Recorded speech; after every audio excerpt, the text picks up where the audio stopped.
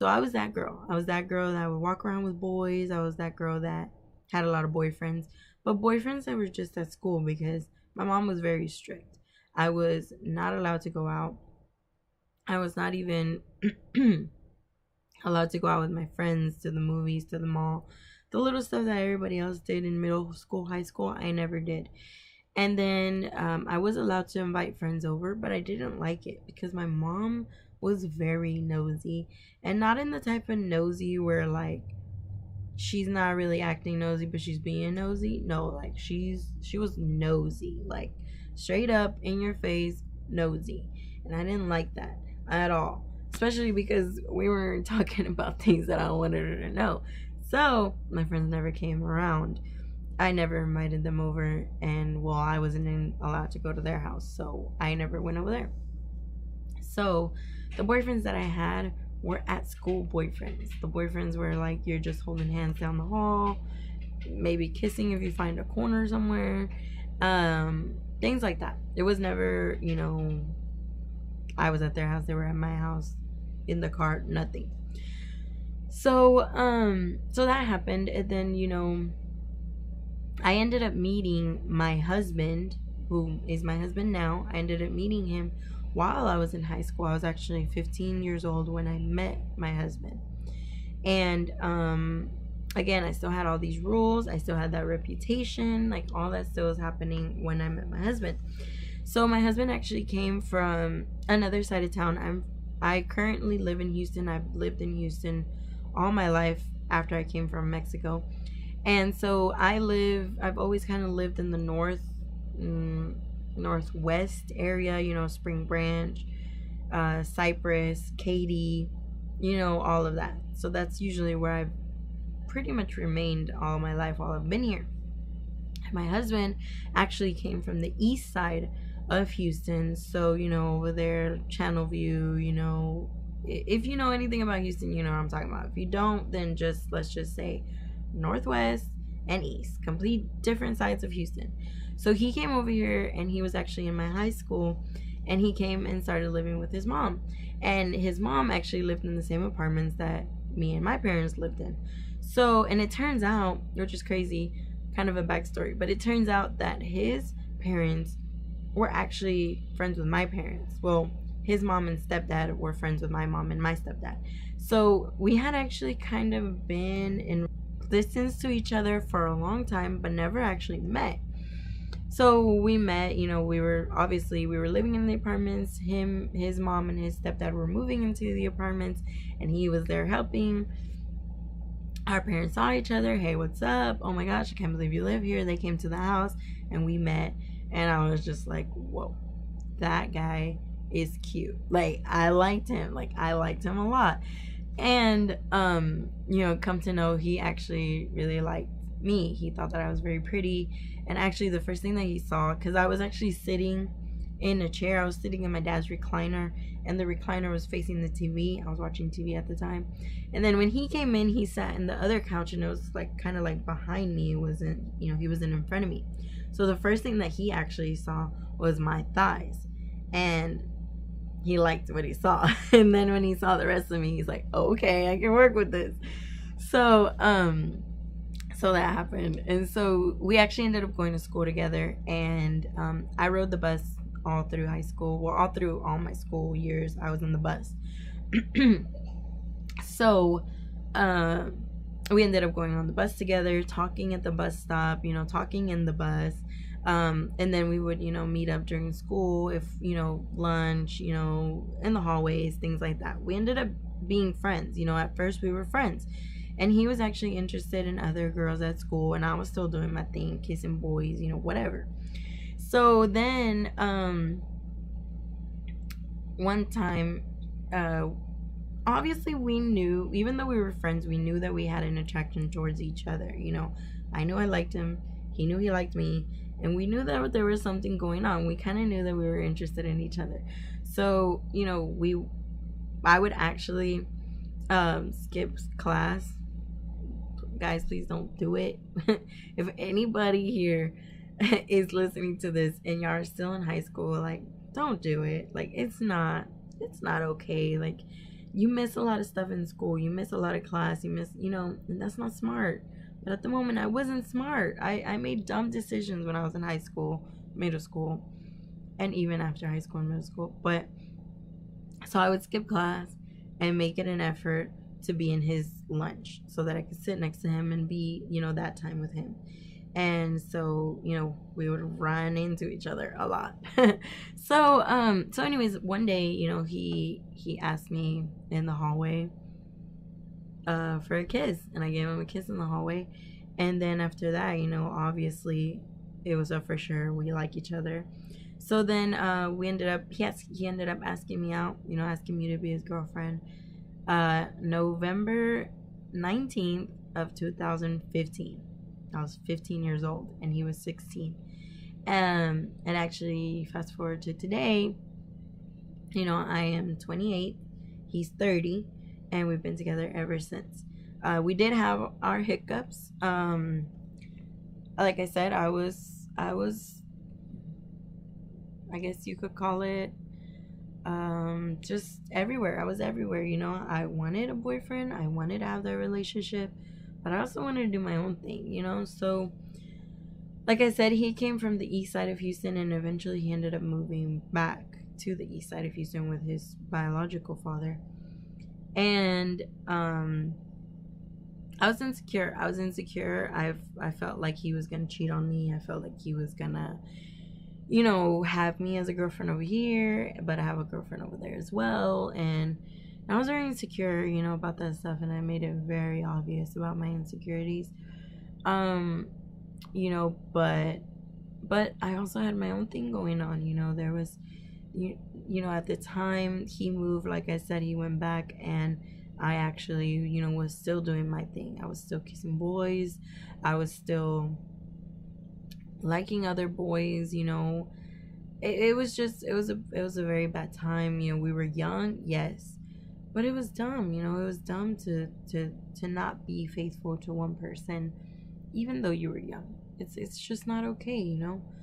So fast forward, that happened, and then we met whenever I was 15. So I was actually in the middle of going from freshman to sophomore. So then I was in sophomore year, I was his girlfriend, and then we started getting to the point where we started having sex. So lust came into play.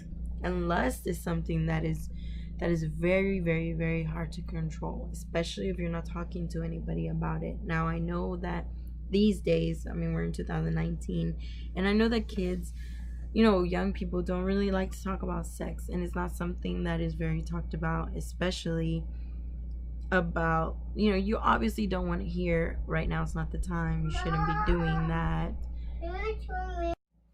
So obviously, waiting is not something you want to hear. Right now it's not a good time for you to be having sex. That's stuff you don't want to hear. You want to hear like someone tell you, sure, go ahead, do it, especially in 2019, where people are just like, oh, just explore yourself, find who you are. Like that's okay to do, to find out who you are, but it doesn't have to be sexual. Sexuality shouldn't be connected to your identity, because that's not how God created it. He didn't tell Adam and Eve, hey, go ahead and do it, be fruitful and multiply, and then later say you're Adam and you're Eve. You know what I mean? Like he told them who they were, and then later told them to be fruitful and multiply. So it's just like, sex is not an identity. Sex is not a place where you find your identity. It's not smart to say, I don't know who I am right now, so I'm just gonna go ahead and have sex with a guy. I don't know, I didn't really like it. I'm gonna go have sex with a girl. I didn't really like that either. I kind of like both. I like this about a guy, but I like this about a girl, so I think I'm gonna be bisexual. Oh, I found myself, I'm bisexual. That's not how it works. Sex is not connected to your identity. Your identity is given by God, who created you. The word says that he actually knew you before the creation, before time even existed. He already knew you. He already knew you as an individual, as a person. And he actually formed you in the womb of your mom, of your mother, you know. So he knows who you are, and ultimately our identity should come from him, should come from the word, should come from realizing who we are in him. But I didn't know this at the time. So anyways, like I said, lust came into play, and lust is something that is very uncontrollable and can get out of hand really fast. So we decided that we wanted to live together. And at this time, I'm 17 years old, and we've been together for 2 years, having sex for maybe a year and a half or so. So we want to live together. Now, we did do times. Now, I was a liar, guys, and I still am a liar. Sometimes I lie about the dumbest stuff. But anyways, so I was a liar. And I would actually, at the time when I was in school, I was doing junior ROTC for the Air Force. So we would have a lot of outings, and obviously I was okay and allowed to do those. But I would actually take advantage of those, take advantage of the privilege of doing something like that, you know, something to better yourself. I would take advantage of that. And I would actually tell my mom, hey, we're gonna be doing this, like we're gonna go on a field trip or something, you know, where I'm not gonna be at home for the day, at school for the day. And I would actually, you know, my husband would actually pick me up, and I would go to his house, you know, so stuff like that, you know. So we were doing that, and we thought that, hey, if we can do that and we can just have a day and everything's good, then we could do this full, you know, we could do this full time. So we actually decided that we were gonna live together, and I ended up running away. I ran away from school to his house, and then obviously, you know, they find out, and you know, we go through the whole thing of I go back home, and then, you know, our parents are at my mom's house, and they're talking, and they're just like, what are y'all doing? Like, this is not the time for that. Y'all are young, finish school, you know, whatever. But that just wasn't on our mind. Like, first of all, I hated school. And I know it's something bad to say, and I don't want to encourage anybody that says I hate school to be like, she hates school, I can hate school. No, I'm not encouraging that.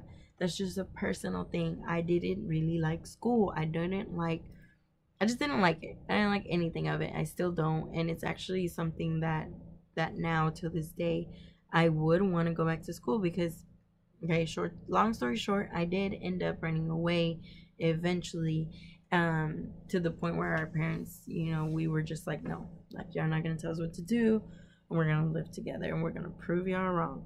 So I ended up dropping out of school. I ended up just not going anymore. I was done with it. I was grown. I was living with my boyfriend in his dad's house, and I was grown. And so such bad decisions.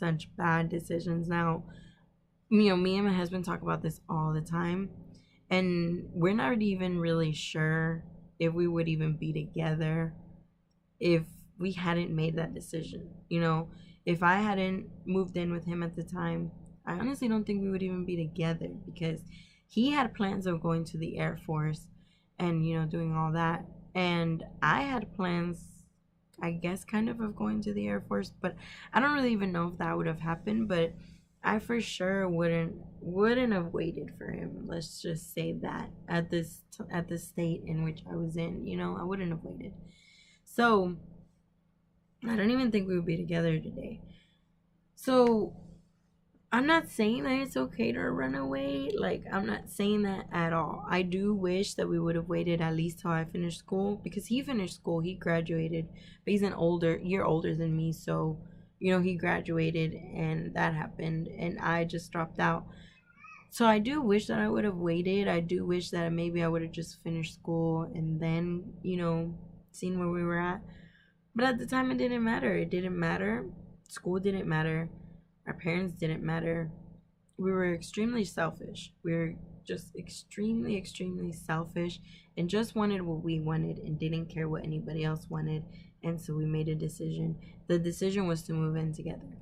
And it wasn't a good decision. So I'm living with him, in his dad's house. He has to get a job now because he has a girl there to provide for.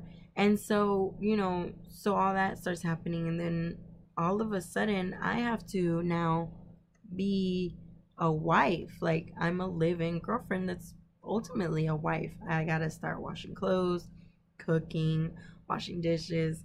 Like, all these responsibilities come that I was not ready for. Like, I wanted to live with him and us live together and, like, let's just have fun. Like, I didn't want none of the responsibility. I don't want to be washing your clothes. I don't want to cook for you. Like, that's not something that I want to do. I just want to have fun. But that's not what happened. Like, yeah, we would have fun. I'm not saying we never had fun, but the responsibilities also came. And it was an eye-opener, a life changer, and kind of a turn off, to be honest, because, well, when I was living with my mom did everything. Like, my mom cooked for me, my mom washed my clothes. You know what I mean? Like, all I had to do was fix my bed and put my clothes up and take a shower. You know what I mean? But I didn't have to, like, wash some guy's clothes and cook for him. Like, I was not ready for that at all. And that's something that he wanted. And another thing, that now I can look back and say, we never even talked about that kind of stuff. Like, a grown-up conversation, because we were grown-ups and we knew what we were doing. So a grown-up conversation would have been, okay, what are we expecting? Like, what am I expecting from you as my girlfriend when we move in together? What am I expecting from you as my boyfriend when we move in together? We never had those conversations, like, at all. So whenever we moved in, like, I think I moved in, like, on, like, a Friday or something.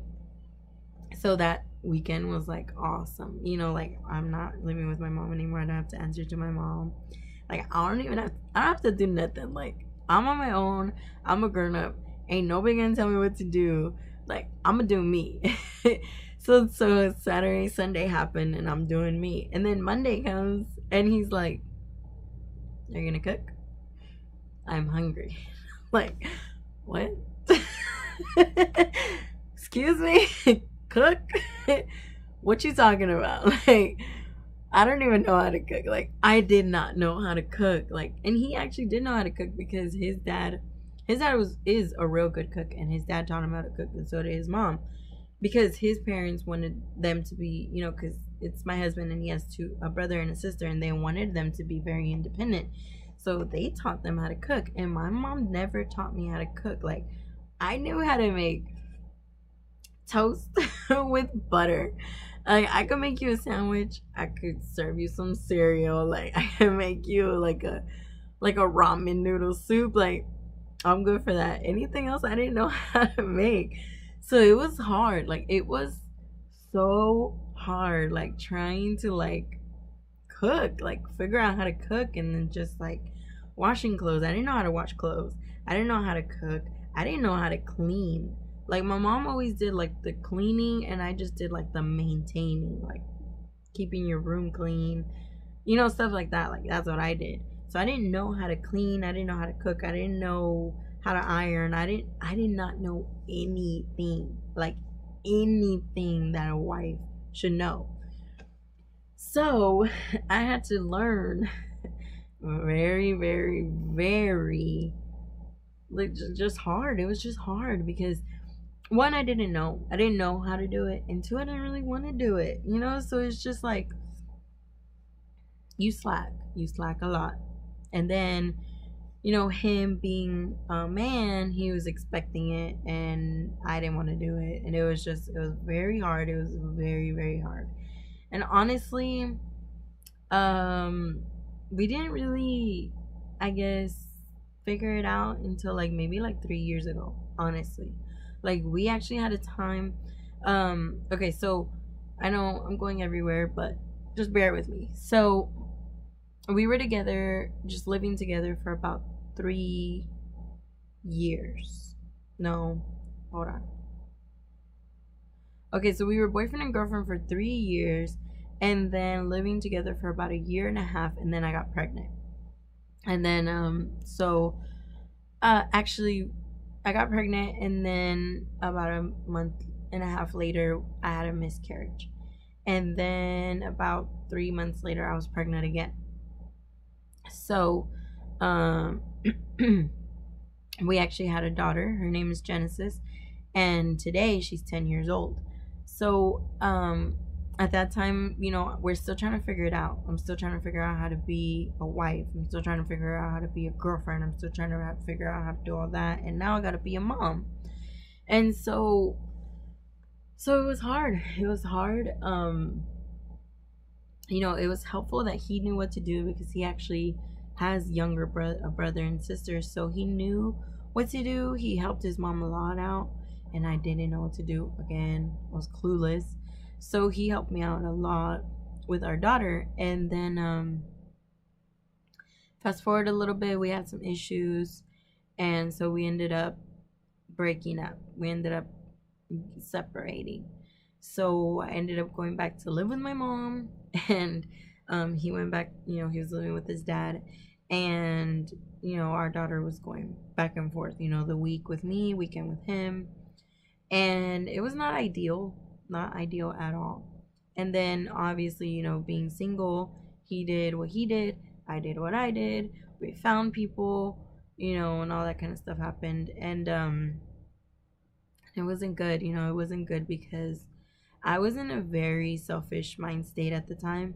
Like, I felt like he had robbed me of something, I felt like I was owed something, from the world or from society or from him. I don't know who I thought owed it to me, but somebody owed me something. So I was out there and I was doing me, and I had a daughter, and I never really thought about it in the way that I think about it now, but it happened. I can't go back and change it.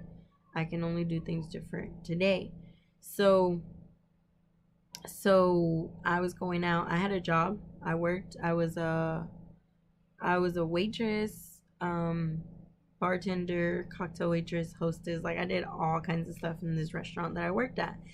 And so there was a guy there that was also a bartender, and he gave me attention, and I liked it. So, things happened there. We had a relationship, and at the time, my husband was actually trying to obviously get back with me, because he saw, obviously what the mistakes that he had made. I saw the mistakes that I had made, but I was still in that me mind state, and he wasn't. Like, he wasn't being selfish, and I was. So he was trying to come back. He was trying to talk to me. He was trying to, have little conversations, and I was just like, like, you're old news, bro. Move on. You know what I mean? So that happened, and then I had to make, my own mistakes, and just mistakes happened. And then eventually, we come back together. Eventually I'm like, okay, like, hey, guess what, I do love you, and let's get back together. But I wasn't in it 100%. I wasn't. It was mostly just I knew him. It was about comfort, I guess you could say.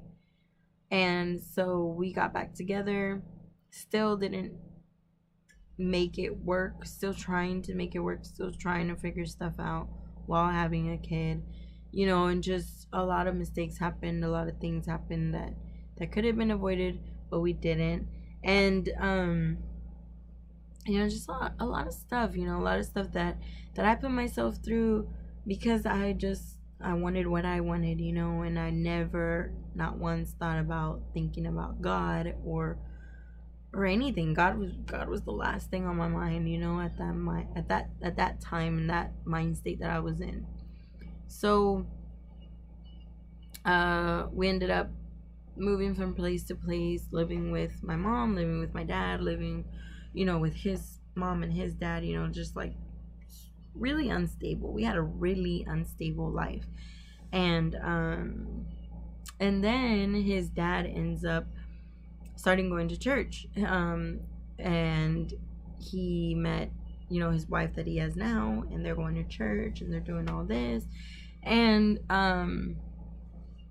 we end up going, and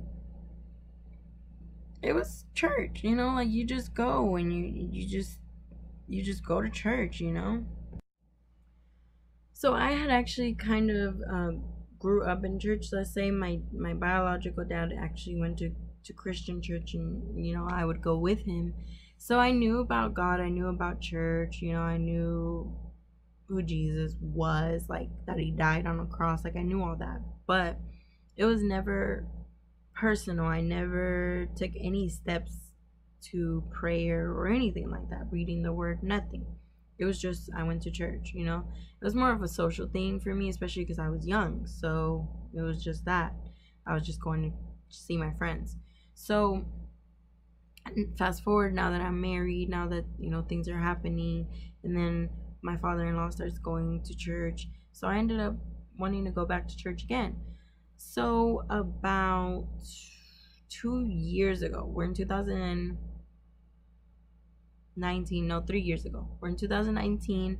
So about 2016, I end up having my second child, who was Isaac, that was here earlier in the video.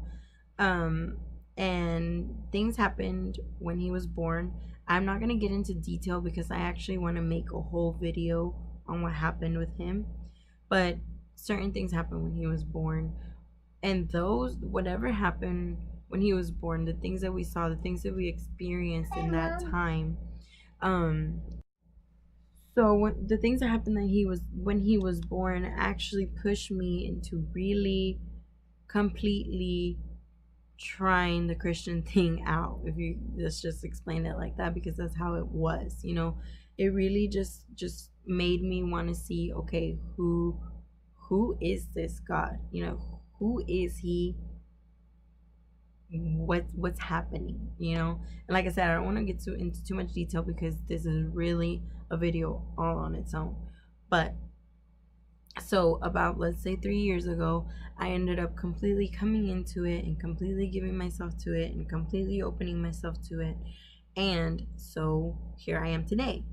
And a lot of other things happened, but it's just a lot to put into one video or two videos because I'm already almost to 60 minutes. So, but ultimately what I want to say is that even though I made all of those mistakes, even though I was with, so many, kissing so many guys and having so many different relationships, and then while I was married and I was having other relationships and just making mistakes left and right,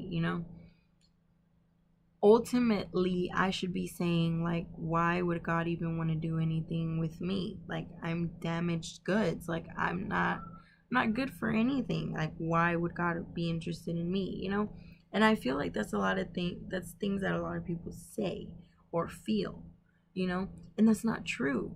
That's not true at all. If we read the gospel, Jesus went after the people that nobody cared about. He went after the prostitutes. He went after the tax collectors. And in the Bible, the tax collectors were like the worst of the worst because they were cheaters and stole and stuff.